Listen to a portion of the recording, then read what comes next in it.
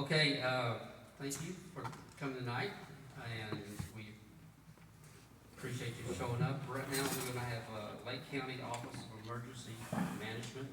Dana, if you'll you've been here about a year with them? Yep. Close to a year. Yep. And so I'm sure you have a lot of challenges and so forth, so we're anxious to understand exactly what's going on. We had a briefing about two and a half years ago, and it was very good.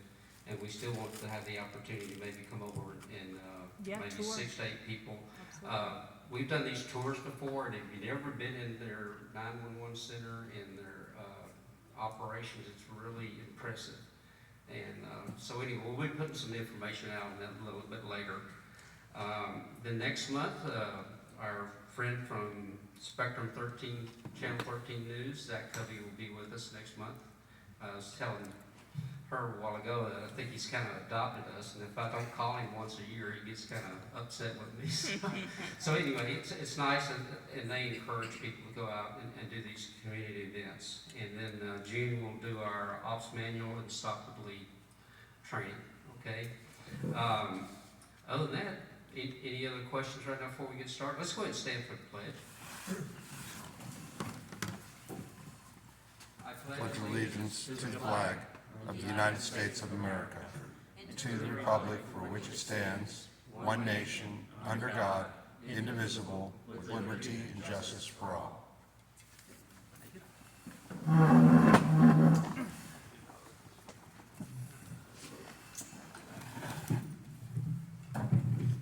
everybody hear me okay?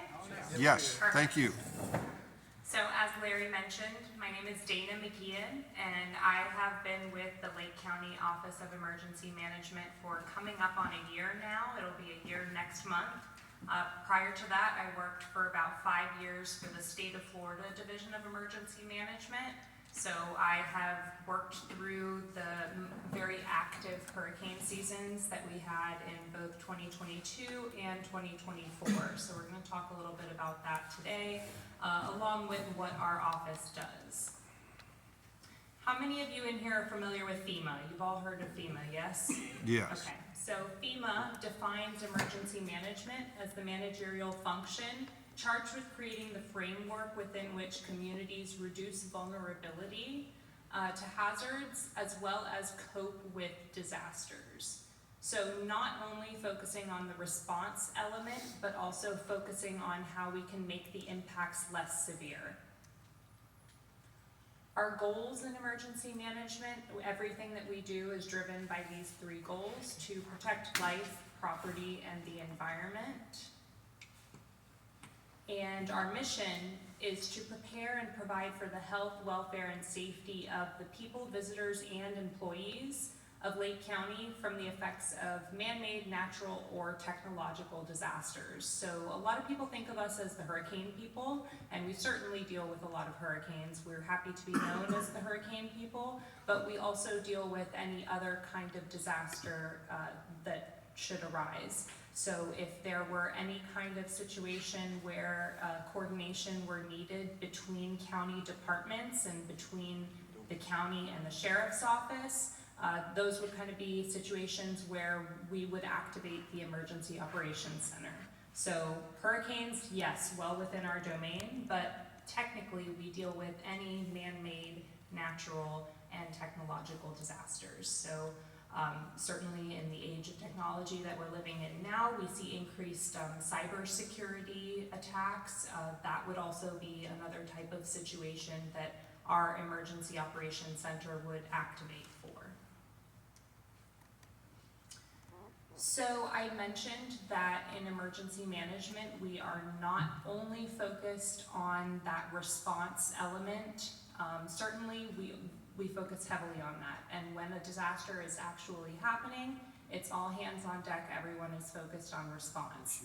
But when a disaster is not actively happening, we have other elements that we're focused on, other mission areas, we call them. So preparedness, make sure the community is prepared, as prepared as possible, so that the impacts are less severe.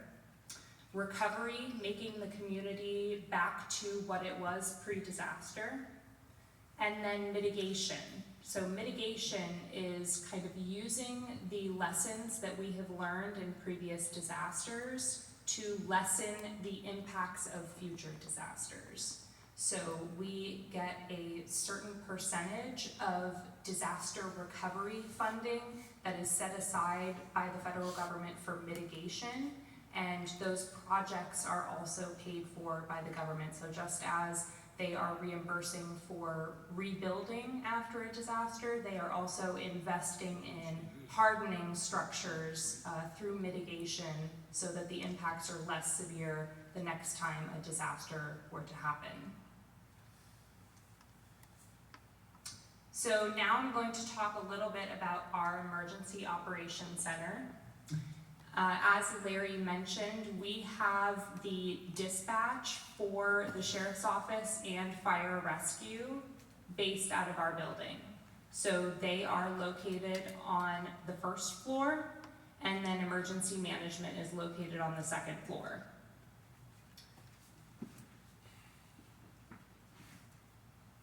And we're located in downtown Tavares, so right by the courthouse. If you are ever in the area, feel free to stop by, but also we will be arranging a tour for you all. All of the counties in Florida have an emergency operations center, and all of the counties are statutorily required to have an emergency management director. Beyond that, there are certain requirements that are set, but there's also a lot that varies from county to county. And one of them is the different activation levels. So everyone kind of does this a little bit differently, which is funny because you wouldn't think that there are that many variations. But with 67 counties in the state, I have seen many variations of this. So in our office, the way that it works, on a day-to-day basis, we are at what's called a level 4, and that's our daily operations or daily monitoring. And we're kind of just working on we call that blue skies as opposed to gray skies when a disaster is actually happening. A level 3 enhanced monitoring is when our office specifically is working outside of regular business hours. So maybe we're monitoring in, late at night, early in the morning, or on the weekends, participating in coordination calls with the state and also other counties in the area. That would be a situation where we're at a level 3. So in terms of a hurricane, when we're looking at, maybe 5 to 7 days out, and the whole state is within the cone of probability, that would be kind of the situation where we would be at a level 3. A level 2 partial activation means that we have stood up our Emergency Operations Center, which I have some pictures of, but essentially, imagine a large room like this with rows of desks, and each desk is dedicated to a county office or partner organization. So all the municipalities have desks, all of the county offices, and then the sheriff's office, and we're divided into different sections according to the work that we're trying to get done, essentially. But the goal in having everybody at the Emergency Operations Center is that we can all coordinate effectively. A partial activation means that we've called some folks into the Emergency Operations Center, so we may have some of the county offices represented, but it's not necessarily an all-hands-on-deck type of situation. Question. Yes. Would that be when Governor DeSantis activates the emergency management for the state? Very good question. So we typically do line up with the State Emergency Operations Center, but we're not required to in terms of activation. So it is not uncommon for us to activate in advance of the state activating the Emergency Operations Center. Also, if it's an event that the state has activated for, but maybe is not threatening Lake County or not threatening Central Florida, that could be a situation where maybe we activate after the state has activated. Yes? Who sends out the signals for the storm warning radios? That would be the National Weather Service. Is there any coordination? Yes, so we have twice daily calls with the National Weather Service when we are actively dealing with a disaster, and it correlates with when those advisories come out. So they update us twice a day on essentially what the forecast is looking like, and it's hyper-localized. So all of the counties will be participating in these twice daily calls with their regional National Weather Service office. So we all know the National Hurricane Center is based out of Miami, but the National Weather Service has regional offices throughout the state of Florida. So our closest office is out of Melbourne, and we have a great relationship with all of the meteorologists on staff out of NWS Melbourne, but we work with them pretty much on a regular basis to get down to the municipality level information of, okay, hey, what can we expect in terms of rainfall, winds, what are you guys seeing essentially? So we're participating in a lot of informational coordination calls throughout kind of the activation process. The statewide calls give us that high level picture, but then participating with the National Weather Service on the local level definitely gives us that more detailed, kind of hyper-local picture of what the impacts are going to be. So, good question. Yes? Sorry for a second question. No worries. It's talking about specific ESFs. Yes. What are So ESFs? those are emergency support functions. So we have, just like I said, we're divided up in the Emergency Operations Center based on the task that we're doing, basically. We have different sections, is what they're called in the Emergency Operations Center. So I myself am the manager over all of the sections, but we have an operations section, and they are quite literally in charge of all of the people that are out doing stuff. So that would be Public Works, that would be Fire Rescue, that would be search and rescue if they're doing any of that. That would also be law enforcement, animal services is in that section. So anybody that's actually out conducting operations. Another section that we have is logistics, and everybody sitting in that row is focused on the movement of stuff. So trying to get resources where they are needed so that they can do the task so that the operations section can do the task that they're trying to do, essentially. So our logistics section, people like public safety support. We have our parks and trails. They handle food and water when we open points of distribution. Any kind of supply-related procurement is also, our Office of Procurement sits in that section. Then another section that we have is planning. So you can kind of tell this is a very structured process. And we follow a relatively strict schedule of meetings that we have every shift. And the planning section is mostly emergency management staff, but we also have staff from other county offices, and they're focused on documenting what we are trying to accomplish during the next activation or the next operational period, so the next shift, as well as compiling the information on what tasks were completed the past shift. So all of that information is then elevated up to county leadership, so the commissioners are able to see that. We submit it to the state as well, and all of that information also helps us to get reimbursed on the back end from the federal government. So all of these documents that we're producing are sort of our proof for us to say, hey, we did all of this work during this disaster, now please reimburse us for all of that work, essentially. Now, if you go into level 1, do you have, is it 12-hour shifts? Yep. Okay. Yes, so level 1 would be 12-hour shifts, and all of the positions are staffed 24 hours a day, 7 days a week. And that is when, in terms of a hurricane, that would be pretty much as long as shelter operations are ongoing, we have a level 1 activation, essentially. So that's going to be 2 days before landfall, 2-ish days before landfall, and up to, could be a week, 2 weeks post landfall, depending on how long shelters are open. But essentially, if we are in charge, we the county are in charge of maintaining people's safety 24/7. So if we have people in a county facility, like a shelter, 24/7, then the EOC has to be activated. Any additional questions on the activation levels?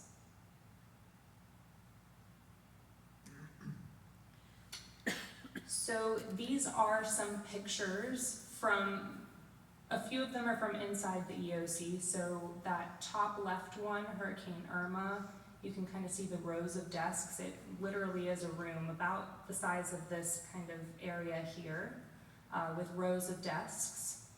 We were activated for over a year for COVID-19. The Groundhog Day tornadoes, which took place in 2007, those were actually, tornadoes are a very local event. What I mean when I say that is they tend to impact a very small area, but the damage that they inflict is catastrophic, right? When we are looking at getting federal assistance for disasters, they are always looking at the magnitude of the disaster, and events like tornadoes where, yes, the damage was catastrophic, but it maybe only damaged 20 homes as opposed to 100,000 homes, is a different discussion in terms of whether or not we are able to activate that federal assistance. So I say all of that to say, because Lake County experienced the Groundhog Day tornadoes in 2007, we're very lucky to have a very robust long-term recovery group called LASER. If you have not heard of LASER, I encourage you to look them up online, LASER. It used to be Lake and Sumter Emergency Recovery, but it's now only Lake County. But they are our long-term recovery group. Essentially, any unmet needs that exist after a disaster, if there are people that don't have insurance, that are needing assistance, that group tries to find charitable organizations that are doing that same kind of work to pair them up. So that's the organization that brings in, I believe they have a number of like religious organizations that they partner with. Southern Baptist Disaster Relief is one of them. They brought those folks in after Hurricane Milton to do like muck and gut out of people's houses, just clean everything out after the flooding kind of thing. So we are very, very lucky to have LASER's support. They also help us. They're actually the picture on the bottom right there with Hurricane Ian. They assist us with our points of distribution as well. So they have a lot of contacts within the corporate community and are much more easily able to get donations from those groups than the county is, for sure. Now, the groundhog thing, was that in Lady Lake where it got hit? Lady Lake, yeah, right? And that- Lady That Lake, was, west or east of there. It was the Lake Mac area, up in kind of like near the forest, over near the Ocala National Forest. long track. Yeah. And that was a wake-up call for them to build the current facility you have. Right? Yes, absolutely. And what is the Blue Rhino explosion? I assume we're talking a barbecue bottle. So Blue Rhino has a plant in Lake County, and in 2013 there was a small explosion. Small? At their plant. Is there such a thing? I say small because it was, again, only the kind of event that Lake County activated for, but it wasn't the type of event that necessitated like a statewide kind of response. So it was that would be what we consider a local event. But yeah, we activated for that as well. So any kind of, it really can be anything that would cause us to activate. And the 100,000 up for COVID-19? That was celebrating, I believe, the number of vaccines that had been administered. Yeah. So we have a lot of nursing staff in the EOC for COVID-19. Obviously, dependent on the disaster is going to determine who all is staffing the EOC. So we don't normally have that many medical staff in the EOC, but if we're dealing with an incident like a COVID-19, that would be the type of people that we bring in. These are some pictures from our more recent activations. So Hurricane Milton produced widespread flooding across the county. Helene, before that, did not help matters. And then Hurricane Idalia the year before, although that hit kind of the Big Bend area, there was still a lot of flooding. So the recent storms that we've seen have been a lot of flood damage, but I know that Milton also had a lot of wind damage as well. We are going to go into more detail on that a little bit later. So when we are not actively responding to a disaster, I mentioned that we're kind of doing our blue skies work. Well, what is our blue skies work? We do a number of community programming events throughout the year. So we assist with public safety event planning for the municipalities. So Leesburg has Bike Fest coming up. We have been helping them. Like I said, we follow that very structured planning process. So because we're so well versed in that process, we have been assisting the folks over in Leesburg with being able to follow the same process. So we help the Public Safety of Leesburg Police Department and the folks with City of Leesburg just kind of preparing according to that same model.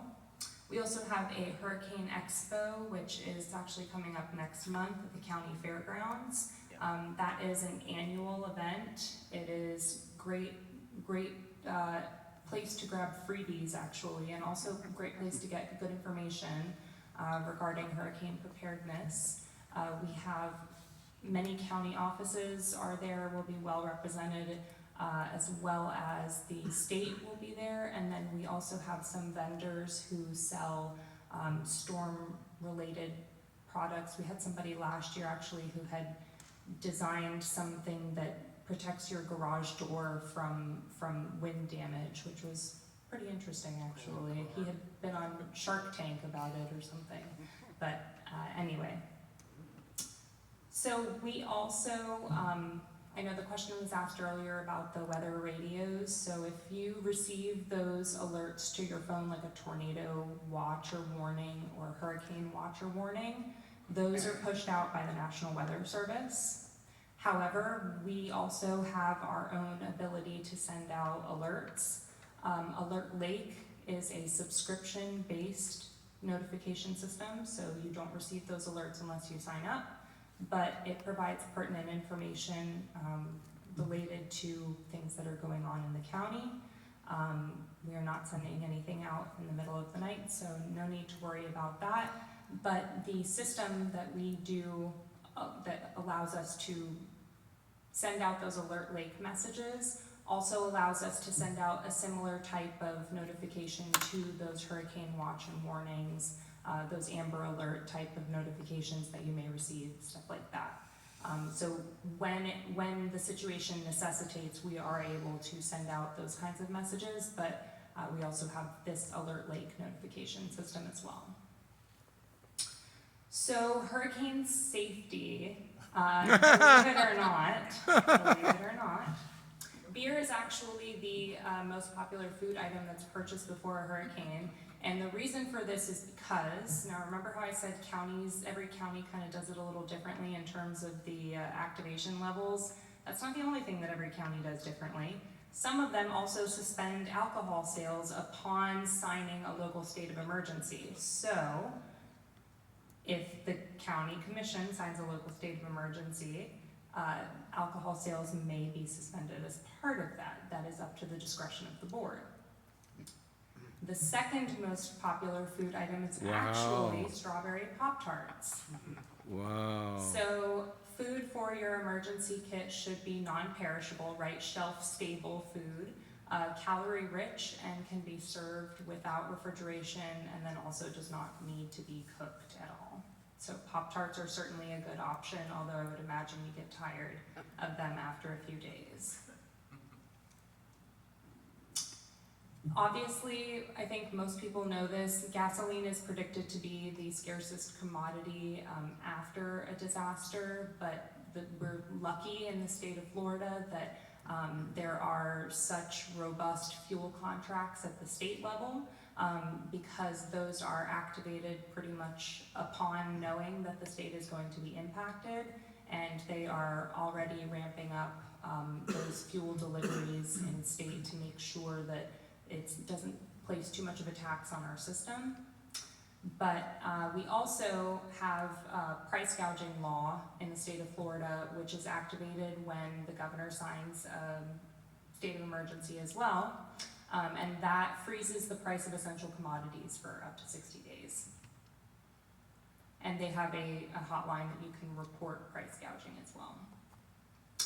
So, believe it or not, especially for those of you who were here in 2004, and in 2022, and in 2024, the last time that Lake County experienced sustained hurricane force winds, so sustained winds over 74 miles an hour, was in 1960, Hurricane Donna. Everything since then, Hurricane Milton, Hurricane Helene, Hurricane Ian, Charlie, Francis, all of those, Jean, Irma, 2017, all of those did not reach sustained hurricane strength winds in Lake County. You may have had hurricane strength gusts, that certainly was the case for many of those, but not sustained winds. So Donna was the strongest storm in the 1960 season, and that actually was the track there that you can see it came up from the south.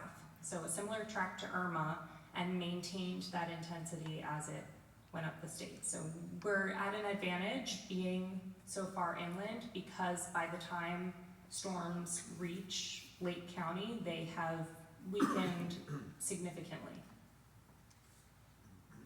So hurricane season, it runs from May 1st to November 30th. But if you want an alternate way to remember that, it's actually the beginning of curling season all the way through Thanksgiving. So if you are a curling fan, now you can remember it that way. Question. Yes. I thought it was June 1st.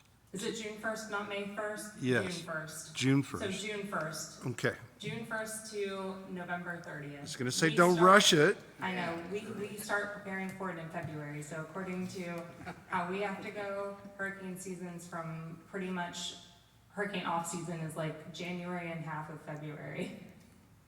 So we have 5 categories of storms, but before it reaches an actual category of storm, it starts out as a tropical depression and then increases to a tropical storm. So hurricane strength, the category is based on wind speed. This does not account for damage from water, which is important, especially considering the storms that we have experienced in recent years. Most of the impacts have been water related. So storm surge, although not a concern in Lake County, storm surge is not a factor that is measured by the category of storm. So something interesting to think about. Categories 1 and 2 are considered to be lesser hurricanes. So whenever you hear the term major hurricane, that's going to be a category 3 and above. And the wind speeds for category 3, 111 to 129 miles an hour. Cat 4 is 130 to 156, and then a Cat 5 is 157 or greater.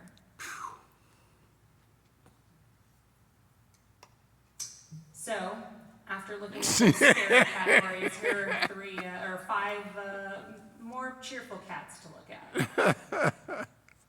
So, we talked about wind speeds, and I'll actually go back to this one real quick. It doesn't become a category 1 hurricane until we reach, and again, those are sustained winds. So 74 miles an hour sustained winds. Think about how fast that is, right? Think about how rough those winds are. So our public safety vehicles, as well as our transit vehicles, obviously cannot travel safely in those kinds of conditions. So we actually have to pull those vehicles off the road when we reach tropical storm force winds. So 39 miles an hour is about where we have to draw the line for those vehicles to operate safely. So what that means is if you call 911 in the midst of a hurricane, we cannot send an ambulance out until the conditions have improved. So that's very important to note. That's pretty early on.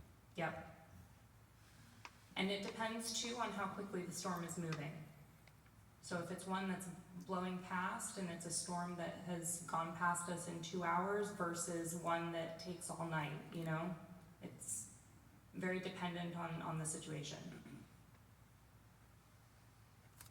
Let's see.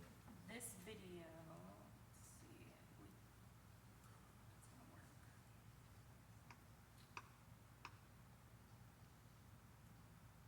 Optical tails at work. Let's see. Nope, doesn't want to work. I'll just explain what was in the video, and then I'll send it to you, Larry, so that you can distribute to everybody as well. So, basically what this video, it's not a cat video, it's better than a cat video. It actually depicts, now they're illustrations, so it's not like real world images, but kind of what happens to a standard built home as those hurricane wind speeds increase. So it starts to show at what point do your windows blow in, and once your windows and doors have blown in, it starts impacting the roof, right? And then at what point does you get around the category 3, 4 point, if your windows are not protected, you don't have shutters up and your doors have blown in, the roof will start to move a little bit, and then you get to the cat 5 and you have sort of the falling apart of the structure.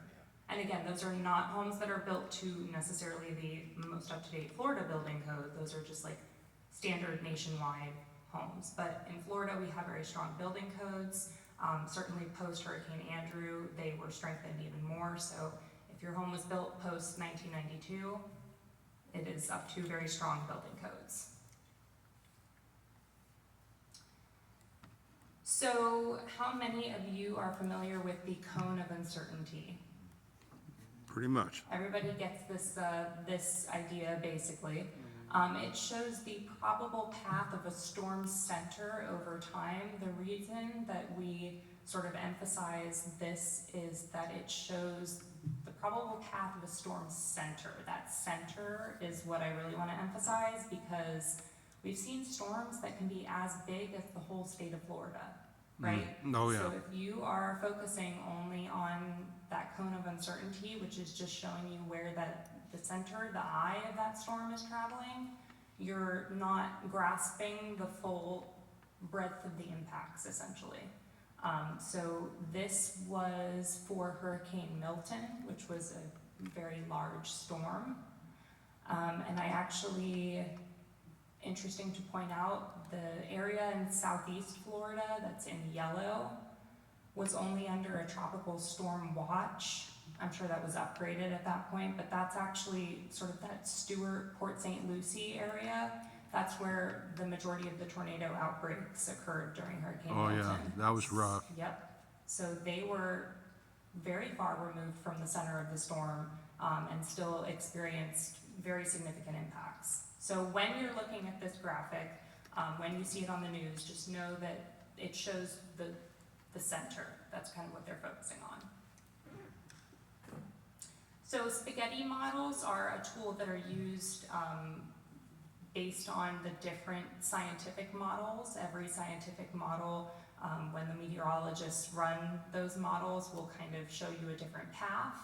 And then they look at all of those together, and the aggregate picture of kind of the direction of the storm is how they form their forecasts. So this graphic is formed based off of this information coupled with the analysis from the meteorologists.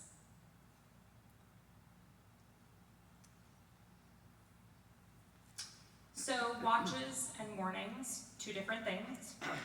Watches mean that it is possible that an event is going to happen. We expect the onset of this event to happen within the next 48 hours, possibility.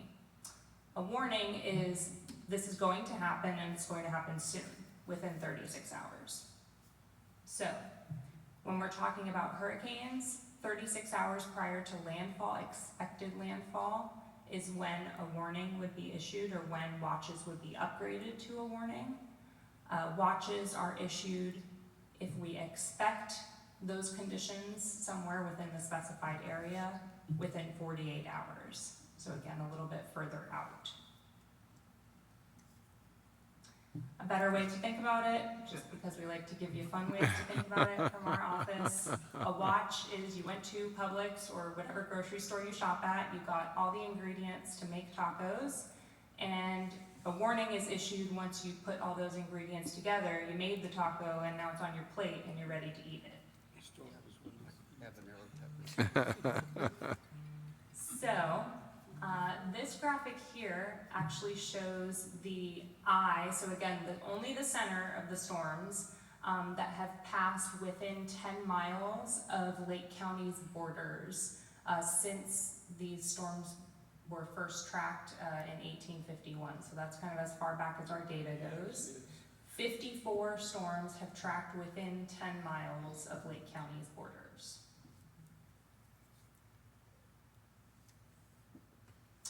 So now we are going to talk a little bit about the past hurricanes that we've dealt with, and we went over most of these. Irma certainly being an impactful one, Ian and Nicole in 2022, and then 23 and 24 also very, very active seasons. So what are we looking at for 2026, right? Fingers crossed, everything is going to be good. Well, Colorado State University issues their forecast every year, and they've actually, from what we've been hearing, hopefully they're saying it's going to be a less active season, but you never truly know, and also it only takes one storm. Only takes one. Yep.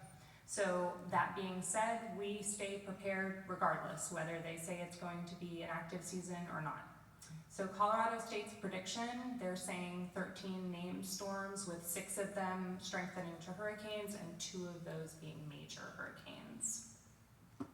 And they have a pretty good track record of being relatively spot on with their predictions. These are the names that we're looking at for 2026. And now we're going to talk a little bit about preparedness, hurricane preparedness, things that you can do. So putting together some kind of kit for your hurricane or weather-related emergencies is definitely a good idea. We talked a little bit about the non-perishable food items. Water certainly is another thing to go in there. Flashlights as well as a first aid kit. Weather radios are also a very good idea. If the power goes out, having a battery powered or crank weather radio, always a good idea. So those are kind of the obvious things, right? Less obvious things that people think about when preparing emergency kits. Any special supplies that you might need for children or for seniors, that includes baby formula or any dietary supplements that you may need, right? Making sure you have 5 to 7 days of those supplements if needed. Food and medications for pets as well.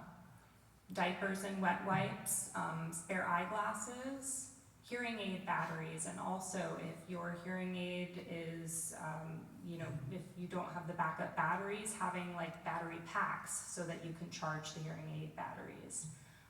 Same thing with the wheelchair batteries, and then if you are oxygen dependent, having extra of that as well.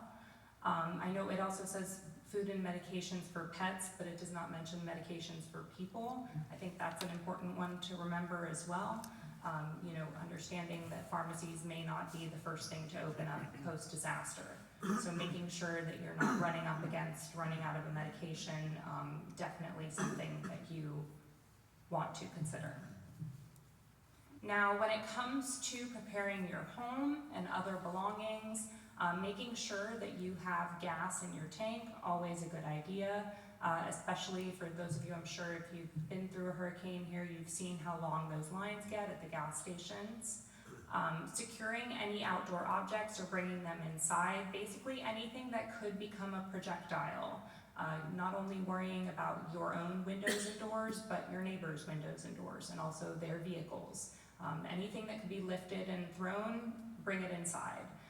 Keeping trees and shrubs well trimmed and not waiting until right before a storm to do that, but kind of doing it regularly throughout storm season. Covering your windows with hurricane shutters or plywood. And then if you have a generator, making sure that you are running it as far away from the home as possible. Minimum 10 feet, 20 feet recommended. Get that thing as far away as possible.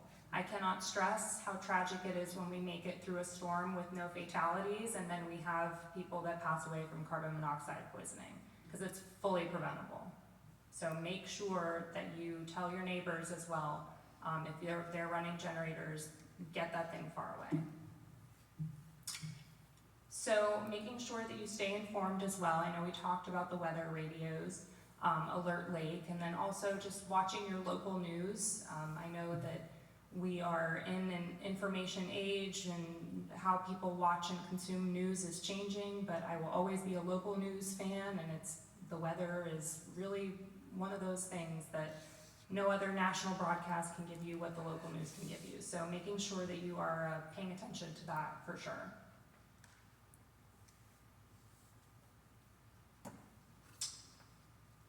So we also see a lot of misinformation being spread these days, so making sure that the information that you are getting is from reliable sources is key. So what would be a reliable source in this case would be the Lake County Facebook page and the Lake County website. So our Office of Emergency Management has our own website and our own Facebook page. Everything that's posted on there has been run through our office. So it has been approved, vetted information, making sure that, stuff that is being shared is accurate.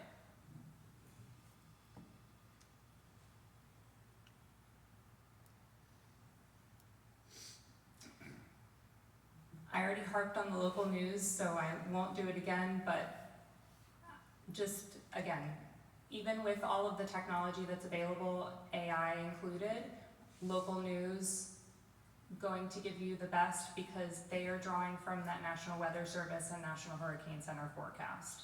So they are getting it straight from the source. And then our website as well, the emergency management website, we will always have the most up-to-date information. So evacuation within the state of Florida is primarily issued related to water hazards. So storm surge is kind of the main driving factor for ordering evacuations. Since we are not coastal in Lake County, we don't have to worry about storm surge, which is a very good thing because I have seen what it can do, and I never want to live near a beach because of it. But knowing that if you have friends or family who do live near the beach, they don't necessarily need to evacuate 50 miles away. Maybe just going 10 miles inland is enough. So knowing that just because you're evacuating for a storm, one, are you evacuating more because of the storm or more because the power's going out? One or the other. I know certainly for Hurricane Irma, we were evacuating because we knew the power was going to go out. So kind of understanding why you're evacuating and then planning based on that and knowing that you may not need to go as far as you previously thought you needed to go.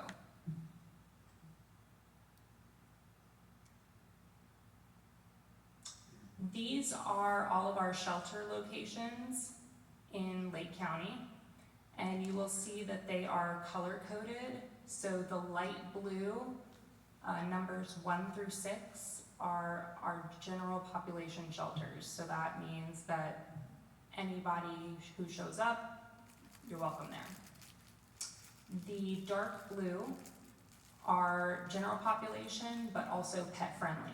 So if you have pets, you must go to a pet-friendly shelter. And then the red ones are pet-friendly, and they also have special needs accommodations.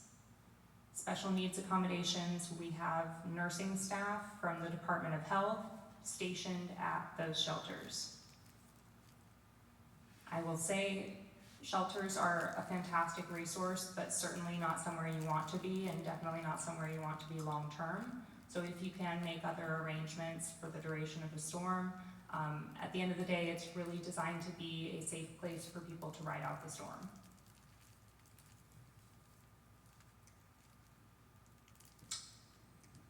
So during the storm, what should you do? What should you monitor as long as you have power? You should be tuning into your local news, radio, television shows. Also, we mentioned the weather radio. All of that information is available online too. Going to the National Weather Service website, you can access all of the information that's being shared on the weather radios.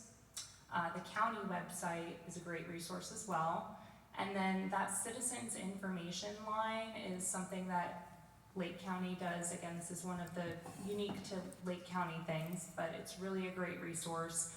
We staff that phone line with county employees, and essentially anybody who lives in the county can call, and if you have any question related to the disaster, you are able to pose that question to a county employee and get the answer to your question. If they don't have the answer, hopefully they can direct you to someone who does have the answer.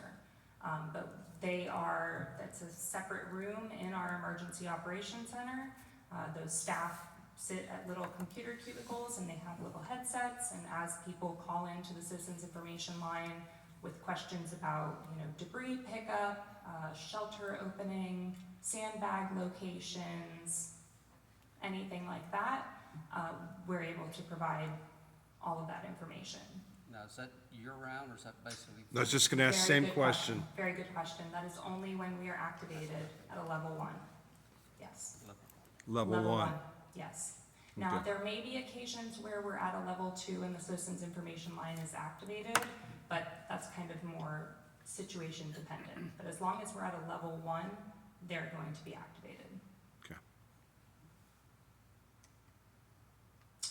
Post-storm, we hope that impacts are not as severe as this, obviously, but understanding that the federal aid process as it currently stands, it certainly can change, but as it currently stands, you have to request the aid before it's granted, and you do have to provide a level of proof to demonstrate that the aid is needed, unless you're facing a situation like a Hurricane Ian in Southwest Florida, where you had 20 feet of storm surge in these counties, kind of thing. So all of that to say, it takes a little bit of time to get those balls rolling, to document all of the damage once the winds have subsided, and then get all of that documentation up to the state level so that they can then send it up to the federal level. So all of it kind of has to go through the proper channels, but we work with the state and with FEMA to try and get as much aid out as quickly as possible. Beyond governmental agencies, and I will say that the government is not ever going to meet all of your needs after a disaster. It's just not going to happen. So we rely very, very, very heavily on our non-governmental and private nonprofit partners. Charitable organizations, religious organizations, we rely very heavily on all of those, Red Cross included. All of those groups are certainly very helpful to us post-disaster. Now, the CERT is different from the CERT that FEMA had years ago? Yes, so CERT with an S is State Emergency Response Team. You might be thinking of the CERT, Yes. And that's the Community Emergency Response Team. Yes, two different things. Yeah. And CERT is just CERT with an S is just the name for essentially all of the organizations that work out of the state EOC. So whereas we have the County Emergency Operations Center with all of those county staff, the state has an equivalent facility where it's all the state offices and everything in there. So now, if anybody has any questions, I am happy to answer those. If not, thank you all for your time and your attention. Yes, do you have a question? I do have one. It's on the weather station sometime at night, they'll show where a storm is coming and how it sweeps around. Mm-hmm. And they'll call a European model. Mm-hmm. I don't know if you covered that and I missed it, or? No, that's a good question. So that, I think, What would is go back to the spaghetti models. Yeah, And that's what, so they use all of these different models, they being the National Weather Service. National Weather Service and National Hurricane Center, they look at all of these different scientific models, the European model being one of them. I think GFS is another one. That's an acronym that gets thrown around a lot too on the broadcast. Those are all just names of different models that they're looking at. When they run those models, they look at the lines that are being, almost those spaghetti lines, right, that are being drawn by the models, and take into consideration the additional factors that they kind of are able to look at, and that's how they form the cone of uncertainty. So they're using those spaghetti models, those European, GFS, American, et cetera, to essentially make their forecast. Thank you. Yeah, so that's kind of like, if you think of that as like the raw data, and then the forecast that the Weather Service comes out with is kind of like the final product. Any other questions? Yeah. I don't have a question, I have a comment, putting aside the hurricane and the tornadoes and the state impact, can we talk about the local impact and what you folks did? And I have a comment about what you guys did down in Mount Dora when the road collapsed in Mount Dora. I think it was Donnelly Yep. Avenue. How you guys stepped in and took care of that. Could you talk towards that local Yes. impacted emergency? Very good question. Thank you for asking about that. Well, So, You guys did a wonderful job. the big flashy disasters that cause all the damage get all the national attention, right? So your big hurricanes, your tornadoes, stuff that's, impressive to look at, right? But your run-of-the-mill rainstorm on an October night is also enough to generate that much damage, as we found out last year.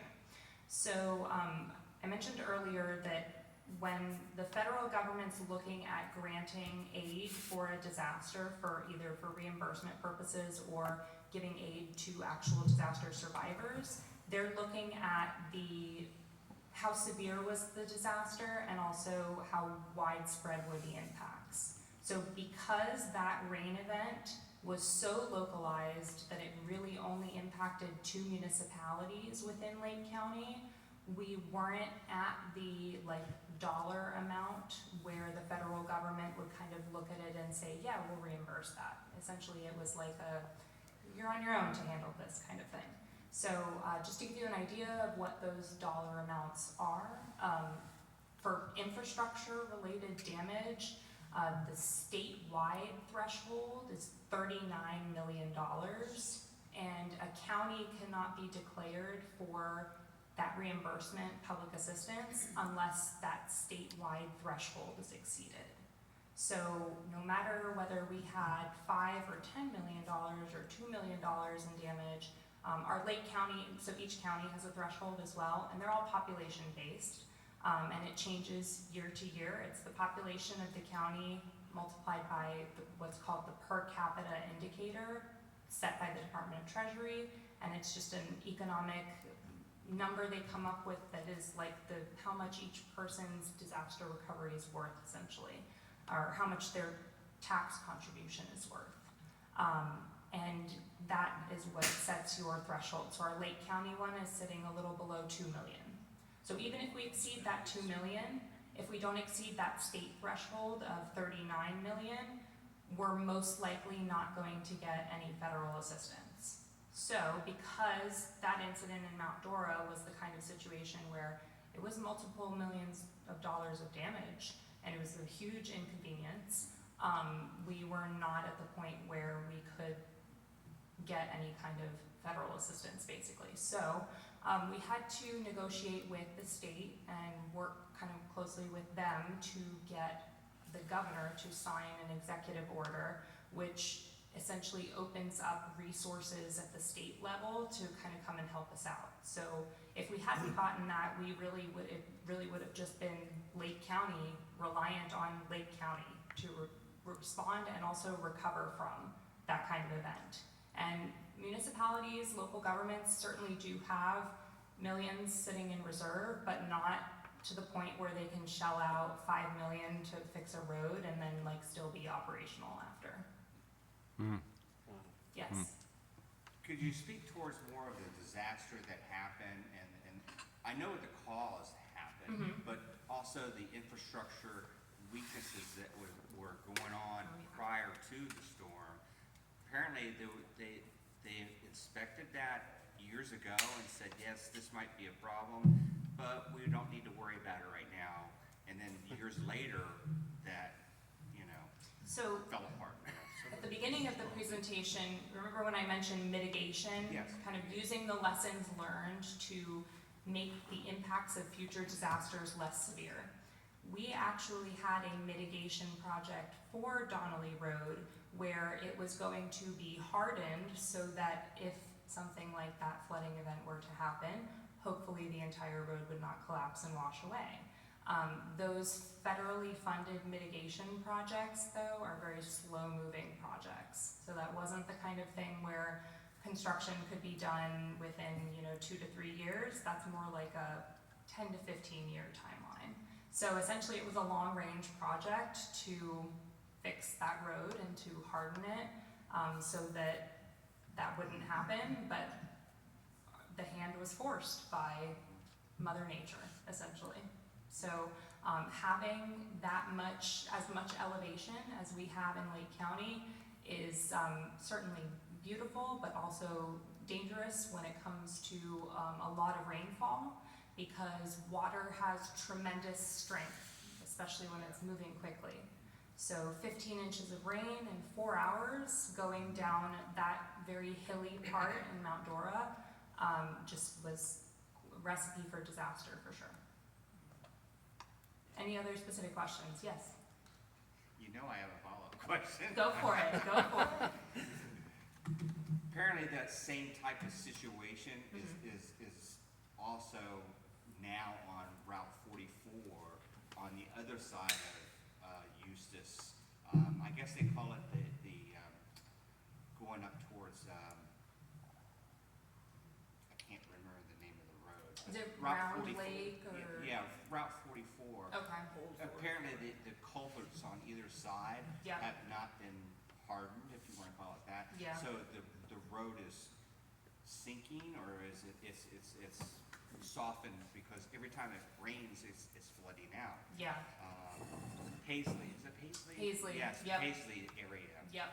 So Yes. Lake County, do they have plans on doing something? I'm not sure if we have a current mitigation project in for that. So we try to get these sorts, as these issues arise, the county tries to identify grant opportunities that we can apply for that will help fund those.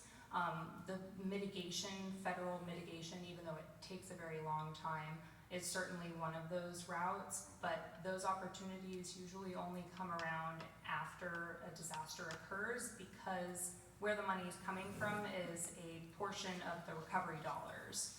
So the federal government has, dedicated, let's say, $200 billion for recovery from Hurricane Ian, and we're going to set aside 5% of that for mitigation. But you're only getting that because Hurricane Ian happened. Does that make sense? So if we have a storm season like this past storm season where we didn't have any hurricanes that would have generated, recovery funding to then get that snippet of mitigation, then that funding is not available. So there are opportunities that come around yearly, and there are ones that are tied to disasters. I don't think that we have a project in terms of mitigation for that road, for County Road 44 in Paisley, but that is probably something that Public Works is having to work on. Yeah, no, for sure. And they're having multiple issues where, roads are kind of washing out, and asphalt is not heavy. So if you've ever seen pictures of after, I want to say it was Hurricane Idalia, the 2023 storm up in the Big Bend area, if you look up pictures of Cedar Key, Horseshoe Beach, you'll see where it was the 2-lane road going out to the town. Was the storm surge came in, lifted the asphalt floated somewhere else and then just landed, and then you just have a a layer of asphalt essentially. So what's under that is just dirt, right? Level graded dirt. So the asphalt itself, that roads wash out frequently, and they are very, very expensive to replace. So yes, that is an ongoing battle for sure. Federal mitigation funding, an option for that, but it's limited. So there are not a ton of funding opportunities that come around in terms of, you know, hardening mitigation for like roadway type stuff. Any other questions? All right. Thank you. Thank you so much. You Yeah, wanna absolutely. explain? So we have a couple of little pamphlets up here at the front, if any of you just want to grab those on your way out.